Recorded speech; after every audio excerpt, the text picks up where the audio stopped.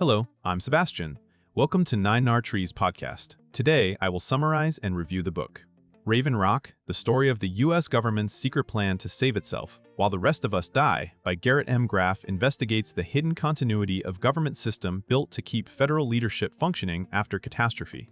Drawing on declassified documents, archival reporting, and interviews that have been publicly discussed around the book, Graff traces how Cold War fears of nuclear attack produced underground bunkers, dispersed command posts, and elaborate relocation plans for officials, agencies, and communications. The title refers to the Raven Rock Mountain Complex, a hardened facility tied to military command and emergency governance. Rather than treating these preparations as mere historical curiosities, the book frames them as an evolving apparatus that shaped budgets, civil defense messaging, and national security culture for decades. It also presses an uncomfortable question: when survival planning focuses on institutions first, what happens to democratic accountability and the public's expectations of protection? The result is a narrative that blends political history, infrastructure, and ethics into a single story about power under extreme stress. I will give you key takeaways from this book. Firstly, continuity of government as a shadow architecture. A central topic is the creation of continuity of government, a parallel architecture designed to preserve executive and military command if Washington were destroyed or disabled. The book follows how plans moved from abstract scenarios into concrete systems, hardened facilities, redundant communications, and organizational blueprints for who would be moved, where they would go, and how authority would be reconstituted. This includes the logic of decentralizing decision-making while maintaining unity of command, an inherent tension when speed and secrecy compete with normal constitutional processes. The narrative shows continuity planning as more than a set of bunkers. It becomes an operating assumption, shaping procurement, staffing, and interagency coordination, including drills and classified protocols that few outside the system ever see. By treating continuity as infrastructure, the book highlights how physical assets and procedural rules reinforce each other. A secure site is meaningless without communications, and communications are meaningless without predelegated authority and trained personnel. The topic also raises governance questions that persist beyond the Cold War, such as how emergency plans are reviewed, what oversight exists, and how citizens can evaluate policies that are, by design, kept out of public debate. Secondly, underground bunkers, relocation sites, and the logistics of survival. Another major topic is the physical and logistical network built to shelter leaders and sustain operations, epitomized by facilities associated with Raven Rock. The book explores the practical requirements of keeping government functioning, power generation, water, air filtration, secure entry points, and space for communications, briefings, and staff support. It also examines the dispersed map of relocation sites intended to reduce the risk of a single decapitation strike, along with transportation plans and the problem of moving key people quickly during a crisis. These logistics highlight a harsh reality of emergency governance: capacity is finite, and selection is unavoidable. Even without dwelling on specific internal lists, the story conveys how continuity planning necessitated decisions about which functions and personnel mattered most, and how those judgments shaped agency priorities. The physicality of the system also influences culture. When survival depends on secrecy, compartmentalization becomes normal, and the facilities themselves become symbols of permanence and preparedness. By detailing the nuts and bolts of bunkers and relocation planning, the book makes the abstract idea of nuclear-era fear tangible and shows how infrastructure embodies policy choices about whose safety is considered essential. Thirdly, civil defense, public messaging, and unequal protection. The book confronts the divide between what officials planned for themselves and what the public was told to expect. Civil defense campaigns historically emphasized preparedness steps for ordinary families and communities, yet continuity planning invested heavily in preserving national command structures. Graff's narrative treats this as a moral and political dilemma. If an attack is catastrophic enough to require underground government, then public survival may be limited regardless of messaging.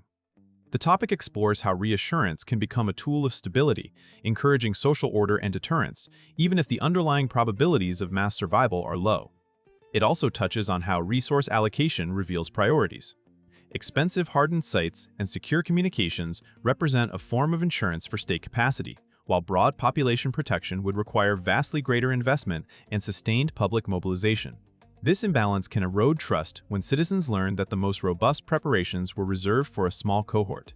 The book uses the tension to probe deeper questions about legitimacy in crisis. Does protecting continuity of leadership serve the public by enabling recovery, or does it represent a form of self-preservation detached from democratic responsibility? This topic makes the story resonate beyond history and into contemporary debates about risk, transparency, and fairness. Fourthly, secrecy, oversight, and constitutional stress tests. A further topic is how secrecy reshapes governance. Continuity plans often remain classified to prevent adversaries from targeting vulnerabilities, but classification also limits oversight and public consent. The book examines how emergency authorities can expand in the shadow of existential threats, raising issues about who decides, under what legal framework, and with what checks. Continuity systems involve succession, delegation, and extraordinary operational rules, all of which become stress tests for constitutional norms.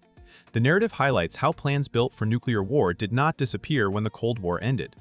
Instead, elements persisted and were adapted, which complicates democratic accountability because the public cannot easily see what is still operative. The book also points to the role of Congress, inspectors general, journalists, and declassification as imperfect mechanisms for later review, often years after key decisions were made. This topic encourages readers to think about emergency government as a policy domain deserving the same scrutiny as surveillance, war powers, or disaster response. It also frames secrecy as a trade-off rather than an absolute good. Protecting operational details may be prudent, but keeping basic principles and guardrails hidden can undermine the legitimacy continuity planning is supposed to protect. Lastly, from Cold War nuclear fear to modern all-hazards continuity. The final topic tracks the evolution of continuity thinking from nuclear doomsday scenarios to broader all-hazards planning.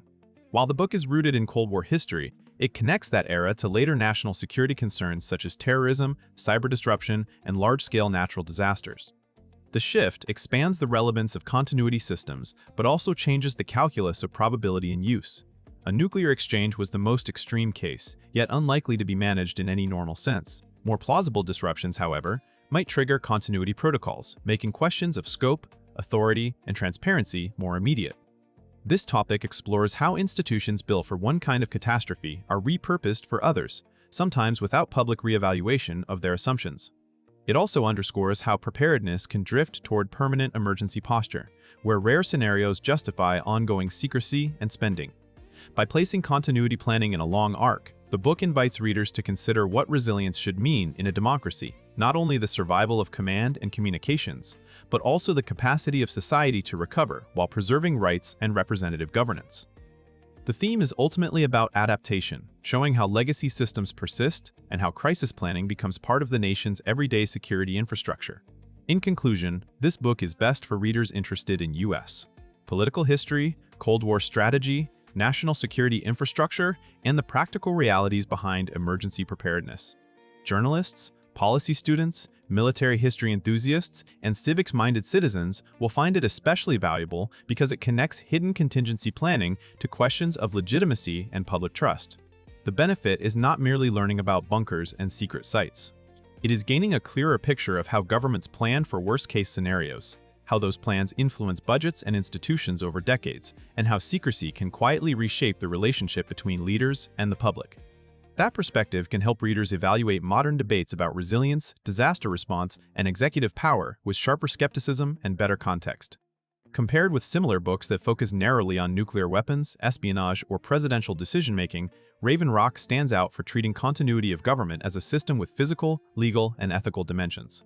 It translates an obscure topic into a coherent narrative while raising enduring civic questions about whose safety is prioritized and how a democracy should prepare for catastrophe.